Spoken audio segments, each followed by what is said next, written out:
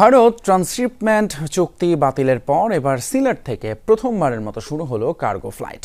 ভারতের চেয়ে কম খরচ আর ঝুঁকি ঝামেলা ছাড়াই পণ্য পাঠানো যাবে বিভিন্ন গন্তব্যে, তাই উচ্ছ্বাস ছিল ব্যবসায়ীদের। কারণ মুখাপেক্ষী নয়, এবার নিজেদের স্বাবলম্বী হওয়ার সময় এসেছে বলে জানালেন বাণিজ্য উপদেষ্টা। শ্রীলঙ্কা আবারও রপ্তানিতে শীর্ষে।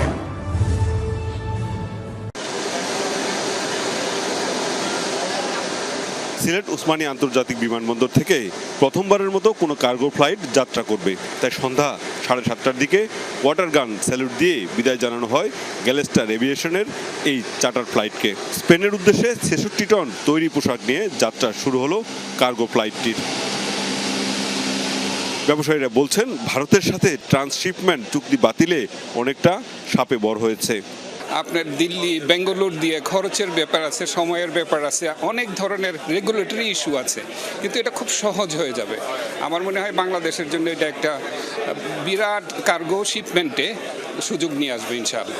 ঢাকার থেকেও আমরা গার্মেন্টস এনে আমরা সিলেট থেকে দুবাই, জেদ্দা, লন্ডন, ম্যানচেস্টার ফ্লাইটে আমরা সিলেট থেকে দিতে পারবো, যদি স্ক্যানিং চার্জ, হ্যান্ডলিং চার্জ এগুলো কমায়। ঢাকার থেকে চাপ কমানোর জন্য বেশি বেশি ফ্লাইটার ডাইভার্ট করা উচিত।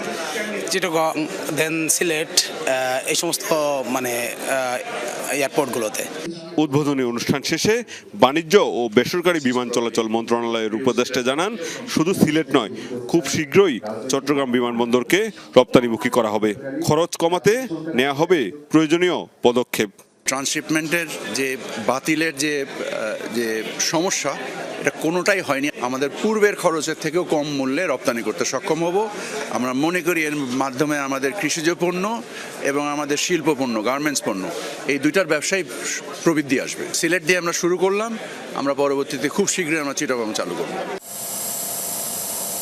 এর আগে ওসমানী আন্তর্জাতিক বিমানবন্দরের আধুনিক কার্গো হাউসটি পরিদর্শন করেন উপদেষ্টা শেখ বশির উদ্দিন। মাহবুব রহমান রিপন, যমুনা নিউজ, সিলেট।